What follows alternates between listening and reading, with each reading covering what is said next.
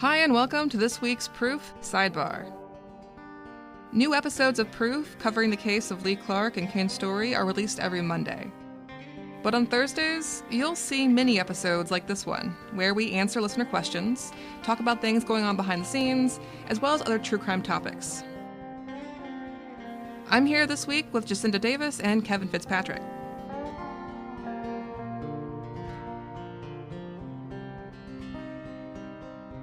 So this week, we finally heard from Cain's story.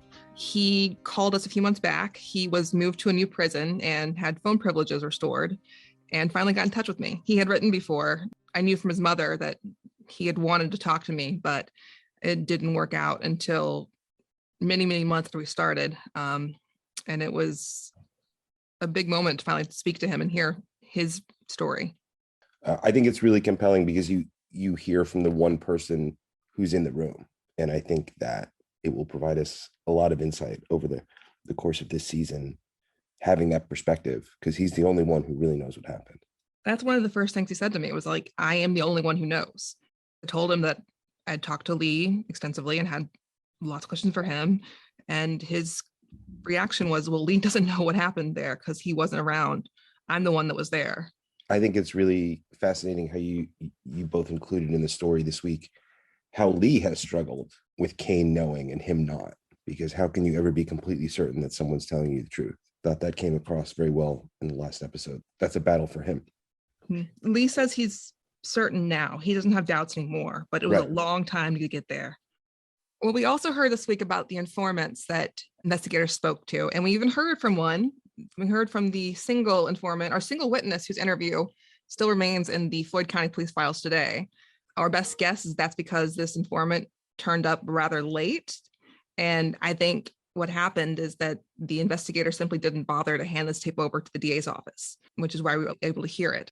We also, what I thought was just as interesting as hearing from that informant was we hear Dallas Battle's voice for the very first time.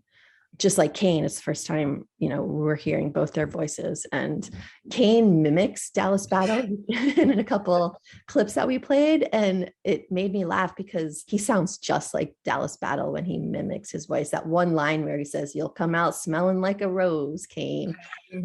Now that I've heard Dallas Battle's voice, I can absolutely hear him say that. We also heard about Danny, the informant who did testify briefly at trial, the only informant that the jury heard from, and what he told Jacinda and I about how his statement came to be and what was going on at Floyd County Jail. In the show, we mentioned that the judge ultimately said he had to stop testifying, but we didn't really explain why and what law he cited. So the issue has to do with the fact that Cain and Lee are co-defendants, and statements made by one are only admissible against the other in certain circumstances. Basically, you can use statements from co-defendants when they're part of the conspiracy, but once the conspiracy is over, you cannot admit the statements for evidence against the other co-defendant without violating confrontation clause prohibitions. So without getting into detail there, what happened is the informant, Danny, started testifying. And I think what he was supposed to do was to give a statement about how Cain and Lee had been together and made a confession to him, but he kind of veered off from that and instead talked about how they serially confessed, like first one, then the other, but while they were not in one of those presence. And because of that, it was no longer admissible and the judge had to stop it and ultimately didn't let it come in. We also, so at the trial, there were actually two informants that took the stand. The one, Dan, like I said, the jury heard a little bit. The second informant, the jury did not hear at all because the judge had him questioned outside of the jury's presence and then decided he couldn't come in. This informant was slightly different from the others because when Jacinda and I went to talk to him, I think we both thought it would be another one like Danny and the other informants that he says were recruited alongside him. But when we went to Larry, this informant, it seemed to be a different situation, in part because Battle was not the one who found him. It was actually, he told us, and this was confirmed by Brian's family, it was Brian's grandmother who worked at the cafeteria at another facility who found this inmate and put him in touch with investigators. So unlike the other informants, he was not recruited by Dallas Battle. It seems to have happened as the grandmother, she was at I forget which jail it was. I think it was Polk County somewhere. She worked in the cafeteria there, and one of the inmates or detainees was in the cafeteria and heard her talking about this case. And he said, "Oh, I was just in jail with Cain's story. He made a statement you want to hear about." And that's how he ended up getting in touch with investigators and becoming a jail's informant. Although it should be noted that there is no evidence that actually any of the informants in this case, minus one, which we'll talk about later, were ever in a jail or the same block as either Cain or Lee. So calling them informants, quote unquote, is possibly generous when it seems very likely that most, if not all of them, never even spoke to Lee or Cain. Like Danny, Larry also told us that there was no confession. He seemed not to remember that he'd ever claimed there'd been a confession, and instead said that Cain had just seemed guilty when he told him about how his friend had died playing Russian roulette. Yeah, I think he said it was just an impression he got. Yeah, an impression. And he seemed really remorseful. He seemed kind of shaken up when he told them that there was not just one boy, but two boys in prison with life sentences because of this case. And he kept insisting, well, I didn't testify. I didn't testify, which he didn't. The jury didn't hear from him. He did not influence the verdict, but they were certainly trying to recruit these informants with the idea that they would be allowed to testify. Mm-hmm. The question is, what was in it for them, if anything? You help me, we'll help you. So in the case of Danny, he said there was a sentence reduction. That's hard to confirm because we don't know what would have happened if he didn't cooperate. I can at least confirm that he had more charges and only ended up pleading out to one of them, but without more records, there's no way to say if that was in fact the product of a deal or just how things shook out. We also heard more this week from Caprice, the 15-year-old girlfriend of Brian.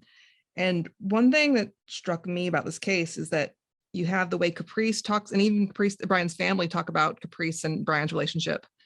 And then you have the state's theory. So you've got Caprice and Brian having this really puppy love, really sort of innocent, like, let's meet at the Coke machines at school kind of deal. And then you have the state saying that actually she was part of a gang conspiracy to murder her boyfriend. And the two images to me just don't reconcile very well at all. Yeah, and Caprice is so important to this case because she says she heard Brian say they were playing Russian roulette. And if she did, in fact, hear Brian say that, it would confirm Cain's story that they were playing Russian roulette. So the detectives have to figure out a way to say that she's lying and part of the conspiracy, and that what she said she heard is part of the conspiracy. When you both started telling me about this story and Caprice came up and I heard that she was an unindicted co-conspirator, I was like, oh, I could see a scenario by which they're creating this whole concept. They don't have to charge her because they don't feel like they have enough evidence and they need her in order to place a conspiracy together. I guess what stunned me is many people actually believed that. And I was surprised, particularly Amanda and Kenneth, being so convinced that that was actually what happened. And so I'm just curious to see how some of the listeners come away with that, because I was surprised that so many people found it to be plausible. Now, keep in mind, the only evidence at trial that Caprice was part of a conspiracy was from Angela Bruce, who had the party a few months after Brian's death, where she says Lee and Cain showed up and confessed to murder. And then in a later statement says, oh yeah, Caprice was also there. But in her statement, Angela says that Caprice is blonde. She's a blonde girl that shows up on her doorstep and says, hey, are Lee and Cain here? They need to come with me. And we tell this to Caprice, and her reaction was, she started laughing. She's like, I was not blonde. You can ask Brian's mother. Actually, we did talk to some of Brian's family and they recalled her having dark hair. So that part was true. We did have a listener who lives in Rome send us a picture of Caprice with blonde hair from Facebook. It's a picture that was taken much, much later than when this case took place. Yeah, and for brevity, we did not include it on the show, but we did go through Caprice's hair history, and here's what she told us about her lifetime experiences of being blonde. In my license, when I was in hair school in 2015 now, I don't think that was not 1997. 2015, I had my hair cut short, and it was canary yellow. That's as blonde as I've ever got. I don't think Angela Bruce saw into the future. And it wasn't there that long because I was like, ugh. So yeah, point being that Caprice was not blonde when she was 15. She could not drive. She couldn't drive either. She had very dark hair. she just doesn't match what Angela Bruce describes about a blonde girl coming to the door. But I guess, if the detectives are starting to put together this case of a conspiracy, you can see why people would jump to the conclusion that Caprice has to be involved. And again, we talked about confirmation bias earlier. You're now looking at the facts of the case through that bias that, oh, she had to be involved. And I kind of wonder why they ultimately decided to go with this theory as opposed to the Freebirds theory, other than I guess they ended up having more witnesses or any witnesses to talk about, like, for instance, the rule book that Debbie Kelly says she saw in Cain's house, as opposed to these Caprice rumors, which don't have any witnesses really. They're just things a few people heard distantly. I think if you can cast some malicious intent as to why she's on the phone, you can get someone's imagination to get sort of carried away with that fact, shall we say? I mean, one thing I thought was interesting, we hear Cain's side of the story for the first time, and it's pretty much what we had expected from police reports and whatnot. But we also got messages from Brian's family this week saying they just don't see how there could have been enough time for that to happen between the time when Cain walks in and they hear the gunshot.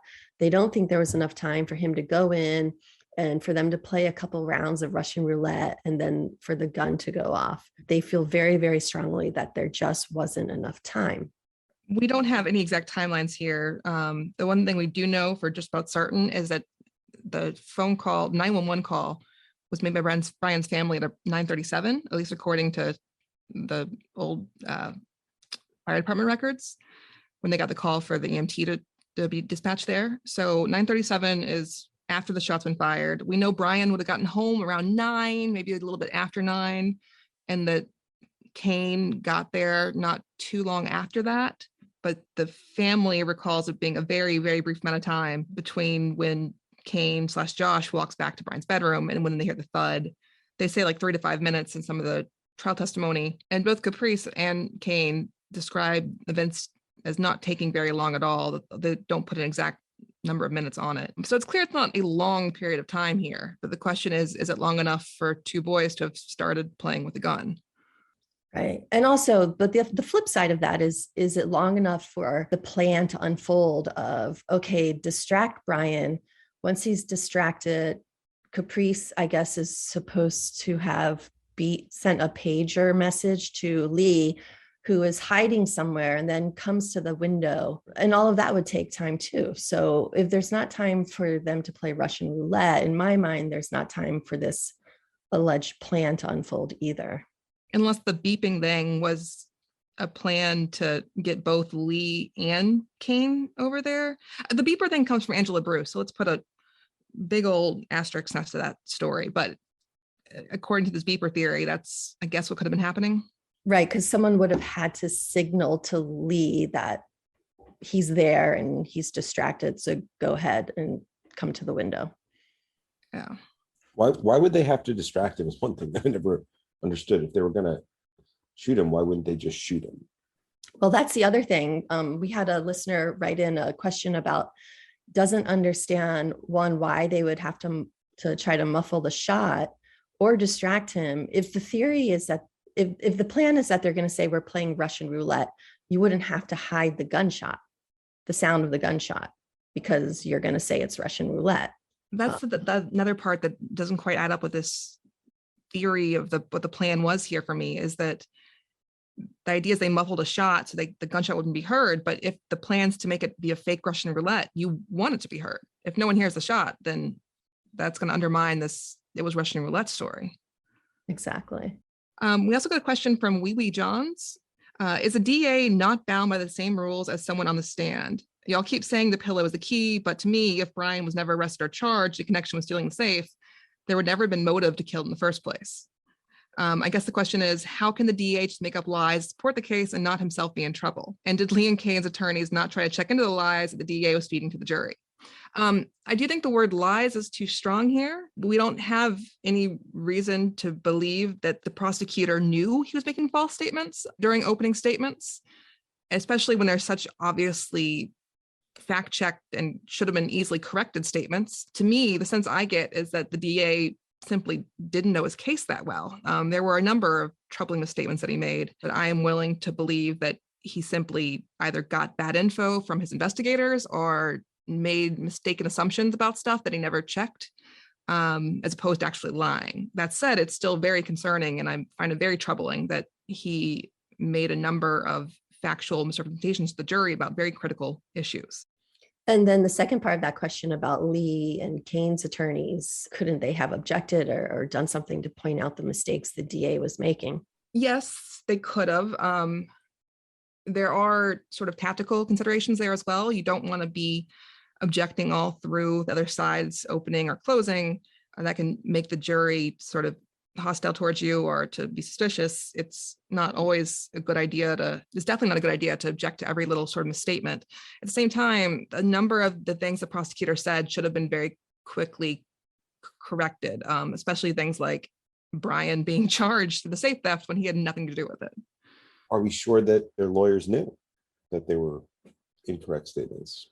That's another part of it. We don't know at all. It's possible that just like the prosecutor, the defense attorneys didn't know the facts well enough to realize that there was a number of misstatements being made. Because I mean, as an attorney, that statement has to stand out. I mean, you have to either know that it's true or false. If it's false, you should be jumping out of your chair. And if it's true, you should be, oh my God, they've just established motive for my clients. It seems extraordinary not to know one way or the other. But.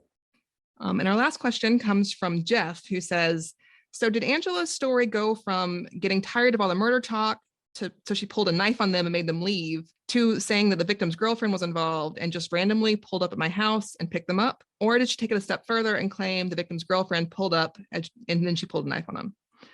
This is talking about Angela's story. It's about how the party ended. She has several changes, very quick in time. The interviews she gave to Dallas Battle and David Stewart are recorded are very short. They're like 6 minutes or 8 minutes. They're not long interviews. And yet in the space of like a couple minutes in her first interview, she goes from saying that Cain was at the party for like 4 hours and then left when the party ended, to saying that when Cain and Lee confessed, she pulled a knife on them and forced them out of her house because she didn't like their crazy murder talk. Then the next interview, she says that Cain and Lee leave when Caprice and another blonde girl that she doesn't know pull up and come to the door and say, are Cain and Lee here? And I guess someone's like, yeah, they're here. And they just waltz out the door. In this version of Angela's story, there's no knife involved. There's no kind of violence. That's been totally forgotten. You know, a lot of people have written in asking questions about Angela Bruce and her story and how and why it changes. We couldn't talk to Angela at first because she doesn't live in Rome, Georgia anymore. But Susan and I did make a separate trip and we were able to talk to Angela on the record. So we'll be including her side of the story in future episodes. So stay tuned for that. We also have some exciting news.